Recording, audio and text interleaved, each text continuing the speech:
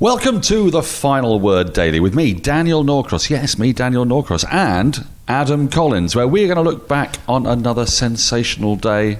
Well, was it another sensational day? Maybe it was the most sensational day of the T20 World Cup so far this year. The Super 12 stage has finally come alive with a couple of absolute thrillers. Adam Collins is with us. Let's go straight to his assessment of the second match of the day at Dubai Sports City. Let's do this in 30 seconds. Thank you, Daniel. It was a thriller at Dubai where Afghanistan won the toss and batted, and it backfired, losing 4 wickets in the power play. They were saved by Gulbuddin Naib and Mohammad Nami, who made 35 each in the final stretch, shedding 148 for Pakistan. And boy, they wobbled. They were doing it steadily, slowly but steadily, alongside Babar Azam. But when the wickets fell, courtesy initially of Mujib and then via Rashid in the second 10, they were left with 24 from 2 overs. And Asif Ali said, "I'll do it in one." Bang, bang, bang, bang. Game over. Pakistan win with an over to spare by 5 wickets. A thrilling game of cricket. Remember the name. Carlos Brathwaite got 4 in and over, and we all had to remember his name. Asif Ali. What an extraordinary end to the game that was. But where do we begin to unpick that, Colo? I want to start where you began, with Afghanistan sticking true to their method. They were going to bat first, and they were going to try and put pressure on with spin in the second half of the game. Was it the right thing to do on a, we've seen nothing but reports that batting second is what you've got to do. We've even had people speculating whether the toss should be abandoned and people should bid for the toss because it's becoming so ridiculous. And yet Afghanistan went ahead with this strategy and it kind of nearly paid off. Well, I think they should bid for the toss anyway. That's a completely different conversation that we'll have another day. I think there's a very nice market mechanism to fix the toss, but we can have a longer conversation about that on the weekly show. Look, I thought the decision was bold, but just about on point, on the basis that they know that in Mujib off the top and Rashid at the back, they've got 2 of the best spinners in the whole competition, and they're playing to their strengths. They're backing their match winners to do it, and they just about did. Mujib 1 for 14 from his 4 off the reel from the top, gets the initial wicket that of Rizwan, who's been so important so far in this competition. Certainly against India, he was immaculate, one of the informed players in the world.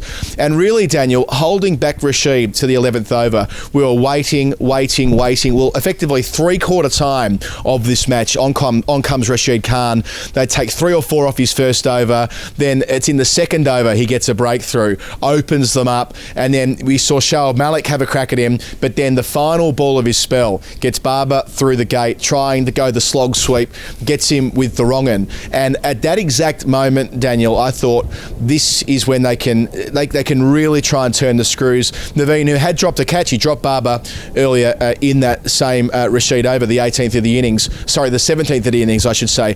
Bowled an absolute pearler in the 18th. Gets Shoaib Malik out caught behind, just 2 runs from it.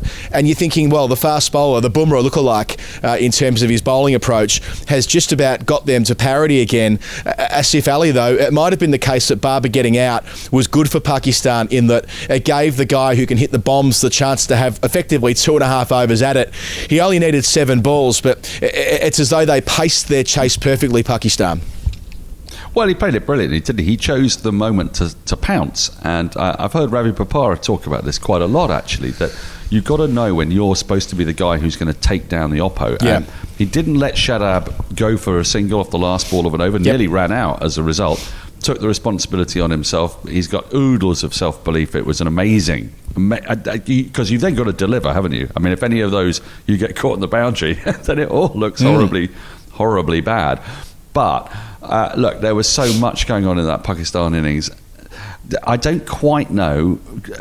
All right, look, let me take you back to Afghanistan first. Sure. Because there's something extraordinary about their innings that maybe you didn't spot, because you didn't mention it, which is that if you go and look at that scorecard from numbers 1 to 9, who are the only ones that batted, their scores either are equal or go up all the way through. It is the weirdest scorecard you'll ever see. So do this for me and progress it for me. Almost. So I can't because I haven't got the scorecard in front of me. But if you have the scorecard in front of you, you will see that numbers 1, 2, 3, 4, 5, 6, 7, 8, and 9. The previous batter didn't get more than the one that came after. Oh, I see. There are a couple that are equal. There are a couple of 10s, and there's a couple of 35s at the end. Yeah. But everyone is moving forward, and that was Afghanistan's innings. It was an innings where, again, true to themselves, they went after it, didn't they? Right at the beginning, they lost those wickets. But there are a couple of curiosities. Rashid Khan, was there not a case maybe for the pinch hitter? If you are going to go full out in the top 4 or 5, you almost think leaving Rashid Khan, he didn't get a bat at the end. I mean, it was wonderful to see Gulbadine, you and me, one of our favourite players, Gulbadine. I mean, we saw him bowl one of the worst overs that's ever been bowled in the history of cricket at Headingley, I think it was, against Pakistan. Against Pakistan, that's right, yeah. Yeah, when he was captain. Went for 18. I mean, and kind of lost in the game. But today, he was sort of on a redemption song with his batting. But he's down at number 8. They're not using him to bowl. But there's no sense that Rashid Khan might be used as a pinch hitter. You know, a Rashid Khan 12 off 7 might have been wonderful just that little bit earlier. Do you know what I mean? Yeah, I absolutely do. I mean, I felt like there was a couple of moments when, like that, where they could pull one rein or the other, and that's T20 cricket, isn't it? There was going with Rashid in the 11th over and not the 10th. Jannat bowled the 10th, and there was this beautiful little late cut that Barber played to take them to 72, and I just felt at that moment that was the over for Rashid. They hold him back by 1. He needs everything to kind of go right from there. Whereas at the end of the 10th over, I think they got from the 10th 11 or 12 runs, something like that. I thought that was the moment to try and press home the run rate advantage they'd picked up across the course of the first 9 overs. And as you say, at the very end as well, I mean, they were just left a little bit wanting. I felt for, especially the way that Jannat had bowled quite serviceably to that point. But as Nasser Hussain pointed out on the coverage, there's no margin for error with the Yorker, is there? So of the 4 sixes, 3 of them have just missed Yorker length, and you can understand why they try and bowl what they call a hard length or slower balls into the pitch just back of a length in order to at least give them some chance of a miscue or a top edge or something like that. Whereas when it's in the arc, it's almost range hitting. I know, Daniel, we're fortunate in our jobs to spend a lot of time watching practice, and this is exactly what T20 teams do the day before a game. They work on range hitting where they can almost miscue sixes in the V, and and I'm not saying that Asif Ali miscued any of them, but the point is that he could have miscued them and they still probably would have gone the full journey there at Dubai. So yeah, that was an interesting tactical battle at the end, which Pakistan won out with their experience. Well, just one thing on that point, you know, you look at someone like Tim R. Mills, and he has, I tell you, altered his approach. I mean, when I first started watching Tim R. Mills, he because he bowled so quickly, he would fire in the Yorker, but actually what's I think propelled him back into England's side is the slower ball, shorter ball, the one that people aren't able to read and hit. And you're dead right, the margin of error is so tiny with the Yorker that if you land 4 but you miss 2, nowadays those 2 are going for 12 and the other 4 will probably go for a run each. So that's where the Yorker becomes extremely tricky, unless you're Malinga. So you've got this entirely different, I think, angle where you're bowling, where I think actually you get a little bit more margin for error. He wouldn't have landed all those Yorkers, but because people were so bamboozled by them and also the slower ball Yorker, which we didn't see at the end, it was always the same attempted Yorker, and so Asif Ali could basically set himself and go, well, you're going to miss at some point, and then I've got 6. That was basically the equation. Yeah, I think that's right. And look, and we saw it at the other side of the game as well. At one stage, Afghanistan are 76 for 6. It required a 71 unbeaten partnership for the 6th wicket in 45 balls between Gulbadine and Nabi. 2 experienced campaigners, Nabi the captain now, Gulbadine the captain during the 2019 World Cup. He was skipper again last year too. So they needed those 2 to pull it out for them. Otherwise, they would have set Pakistan 120 odd and they would have walked it. So they have got that ability to bat all the way down, even if Rashid Khan wasn't drawn upon at the end. I suppose when Gulbadine walked in, the rationale would have been there's so much time to go here. Rashid Khan is almost certainly going to be required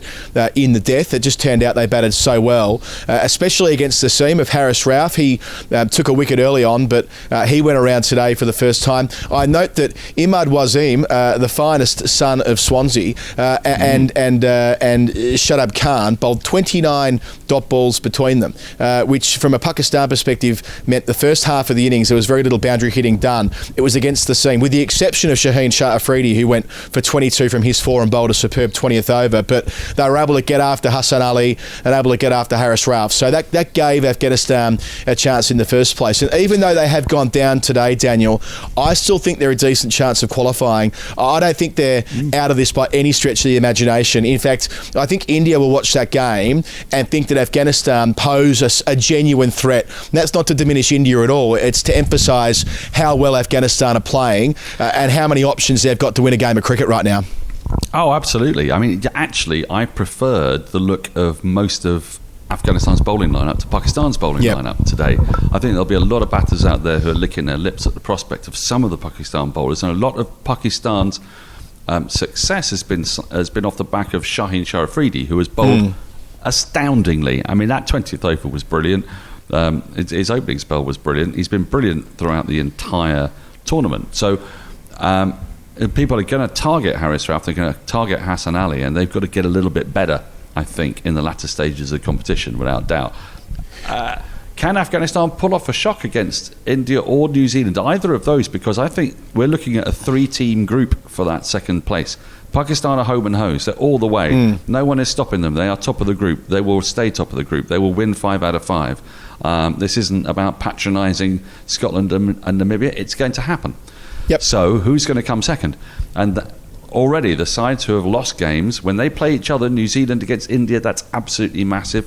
Now Afghanistan's lost a game as well. It's those 3 teams and the matches they play against each other, those are the ones that are going to be thrillers, because they're kind of becoming knockouts unless they have a mini group in which they beat each other, Colo, and then it'll all come down to net run rate. Net run rate. And you know who's sitting pretty on that? That's Afghanistan. It is. Do you know? Well, when net run rate wins, everybody loses. But in this case, if it meant Afghanistan made it to the semi-final, well, how could you deny them? They're such a great story and they play such brave cricket.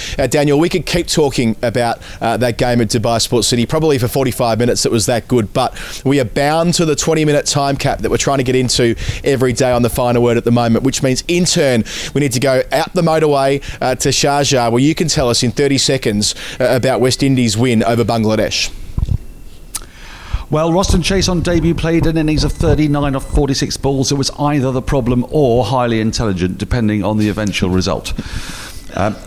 All around him was chaos as the West Indies power hitters looked hopelessly out of form until Pooran and Holder scored 55 between them off 27 balls. The other 7 batters mustered 73 off 93, yes.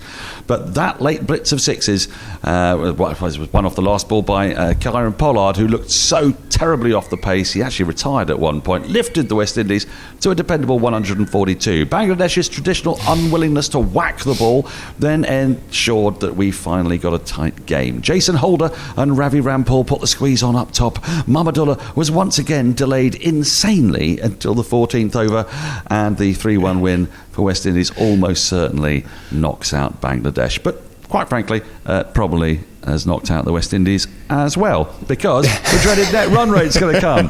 And can I just begin? Can I begin with the controversy of the day, which was Kieran Pollard? So, had he retired out, or had he retired unwell? And so Twitter was ablaze because Kieran Pollard had walked off with 8 off 16. This was with Roston Chase at the other end, playing a Lendl Simmons-esque innings. The difference being that Roston Chase was playing his first ever T20 international, and therefore had perhaps a little bit of leeway and was presumably asked to play this role. And no, it wasn't he that retired on whatever he was at the time, sort of 28 off about 40. No, it was Pollard who went from 8 off 16. He then walked off. He looked a little bit, he'd had a pill, he looked a little bit unwell. And in the very next delivery, Andre Russell at the non-striker's end, been brought in to smash the ball over the boundary, was run out without facing. Incidentally, that is my stellar moment of the match. I thought it might be. I thought this might be your Hall of Fame. A diamond duck doesn't happen too often in professional cricket, but I mean, the fact that it was consecutive balls, the fact that it was fingers back onto the stumps, the fact that it was Andre Russell at that exact juncture, I mean, it did put a lot of pressure on the West Indies in the 19th and 20th overs, and really, it was that hitting in the 20th over off Mustafiza. If they don't nail, if they don't stick the landing, Bangladesh walk that. And I agree, Bangladesh have got a problem up top in that I think the only way you can win at Sharjah is if you hit plenty of dingers onto the freeway, out of the ground in the first 6 overs. And there's a for whatever reason, a natural conservatism about Bangladesh's cricket at the moment, leaving too much to too few at the end. They needed 4 off the last ball, and they batted admirably towards the end, by the way. They did pick up the run rate, but yeah, I just felt like much of the game was decided in the final over of the West Indies innings and the first 6 of Bangladesh's. Yeah, I think that's fair. I mean, there were a couple of overs before that as well when Pooran went absolutely berserk, and it was one of those moments when you were watching the game when you felt the hot breath of the young CricViz journalist on your neck. Their absolute certainty about how someone has played the wrong innings or the right innings. Because, all of this is right or wrong. It can't be, unsure.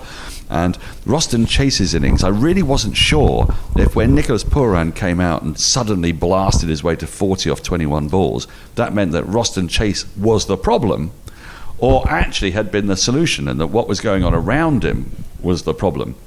So it would have been the same. Well, it would have been the same conversation if Babar Azam's dismissal was the catalyst for Pakistan losing. I'm sure we would have had a conversation around match-losing 50s, and I think that the Roston Chase innings was made to look better in hindsight on the back of how well Pooran batted for 40 from 22. We saw Pooran, and Pooran lit up the World Cup in 50-over cricket in 2019. And I know you and I have both been huge fans of his stroke play, but I was thrilled to see him make a match-winning, what turned out to be a match-winning contribution today. Yeah, and one other big mention is Jason Holder. What has he not been doing out there from the beginning? Both with the ball, 1 for 22 in 4 overs, and then that 15 off 5 balls. But actually, weirdly, I mean, I know it didn't all come down to this, but a certain kind of statistician will say it all came down to Kieron Pollard being allowed to come back out after he retired unwell. And hit a 6 off his final ball, which went sailing over deep mid-wicket. When people thought that he might have retired himself out, there was a lot of very excited people out there. Jared Kimber was very excited. I was very excited. Was this one of our first self-retirements out? But it turned out that it wasn't anything of the sort. He was feeling a little poorly, and we wish him the very best and hope he recovers fully. We should be so lucky to have a retire out at some point in this competition. Twitter will be a very happy place for at least a couple of minutes. There'll be unity. We'll be all arm in arm, which is very rare on that disgusting platform, alas. Daniel, it's time for the Hall of Fame. Before going there, I should say that Woodstock Cricket are wonderful supporters of what we do here on The Final Word. 20% off TFW20 in the offer in the price bar. That's all in the show notes today, woodstockcricket.co.uk. And Daniel, the difference with Woodstock is the personal touch. The fact they get you there in the studio and they make sure you walk out with the right bat. It's not about picking out some generic bat off the shelf and picking it up for a couple of minutes in some sports store and being sent out the door having given a lot of money without a lot of thought. These guys care that you do as well as you can out in the middle on the back of the bat you buy. This is a personal service. It is every person counts. The 100 was about how every ball counts, but when you come to sell bats and equipment, every person counts, and we are all different. I've got a twisted spine, for example. It goes one way and then the other. What might be right for me may not be right for somebody who's, 5'4" and quite stocky. We are all different, as Brian tried to say in The Life of Brian, and Woodstock recognises this. We are all different. And if anybody says I'm not at this point, I'm stopping the recording. TFW20 is the code. Buy yourself one of the best bats in the world. Daniel, you've already touched on it, but your Hall of Fame, you were trending towards the Diamond Duck. Well, quite definitely, and what it was just the whole way it was conceived and put together. It was the moment. It was Pollard going off. It was the fact that I was looking down at my phone and I looked up and Pollard wasn't there, and Andre Russell, who had just got out, and I hadn't heard a wicket fall, and I had to rewind a few times to understand what the hell had been going on. And poor old Andre Russell, he walks out, stands at the non-striker's end, the ball's hit back, and a fantastic boot goes out from the bowler. He just sends his boot out and he gets the tiniest flicker of stud, which is certainly there. There's no doubt about it. It definitely happened, and then deflects it onto the stumps, leaving Andre Russell wondering what on earth's happening, because one minute he was sat there watching it himself thinking, well, I presumably come in when someone's out. Oh no, why is Kieron walking towards me? I better go and bat. And then he stands there and goes, oh no, I better walk back again. I've got nothing. My work is done here. It was horrible for him, but it was wonderful for the rest of us to watch. Yes, the vagaries of the sport. In the other game, plenty to choose from. The drop catch from Naveen before bowling the stellar 18th over, certainly a candidate on field. I think off field, the crowd was unreal. All of our friends who who were there covering the game said it was the best for that so far. The fact that the UAE has been Pakistan's home ground for the majority of the last 12 years now, and Afghanistan so well supported as well, with all the face paint and all the rest of it. It was just brilliant. A word as well for the cricket ground DJ, ground announcer. Sounds like he's geared up to his eyeballs, having the time of his bloody life out there, Daniel. I mean, some of the between over. I meant to raise this before when there've been games at the Sports City, but he is having the time of his life. Well, and it's in the UAE as well, so I've no idea what it is that's got him into this state. But whatever it is, it's something that I need some of, because we're moving into the dark autumn and winter months here in England. But his enthusiasm, and hers actually as well. There's a her announcer, and she's just as excitable. And you know, it partly makes me more angry that I'm sat in a lonely sitting room in Tooting watching it, rather than out there getting completely pumped up by these whatever we want to call them. They are, yeah. I mean, I can't imagine. There's a stadium announcer in England called Johnny Barron, and he's never quite reached those heights. But may it be a lesson to him, because it might be the way forward. Yeah, maybe the lesson is well, Johnny Barron, of course, international cricket commentator. It's about what you do beforehand, before you go behind the mic. As we wrap this up, Daniel, tomorrow we are back at Sharjah for Sri Lanka and South Africa, and then it's the blockbuster. You'll be here with Isabel Westbury talking about England taking on Australia. They're both, they're number 1 and number 2 in Group 1, and you're back at Sports City for that one. Can I just very quickly, I know for those of you who have a particular statistical bent, there's a really weird thing that's happening in this group, and I'll tell you what it is. The sides that have won both their games play each other. The sides that have won one each are due to play each other, and the sides that lost both their games played each other earlier. Okay. So we are going to, whatever happens, we're going to be in a situation where there is a 6-4 2-2-2-1 situation, which makes for the perfect group of death. It really doesn't matter who it is that wins tomorrow. We are fully in death mode. And in terms of actual predictions, I make absolutely none, except that it seems that the side that bats second will probably win. That's good. First. No, second. No, second. You're definitely right. Second. If you win the toss and bowl at Dubai, you're more likely to win, that's for sure. Daniel, thanks to you for an entertaining chat as always. This has been day 7 of the Final Word Daily at the T20 World Cup of 2021. Thanks to Woodstock Cricket. Thanks to everybody for watching. If you like what we do on the show, patreon.com/The Final Word. Good night from us.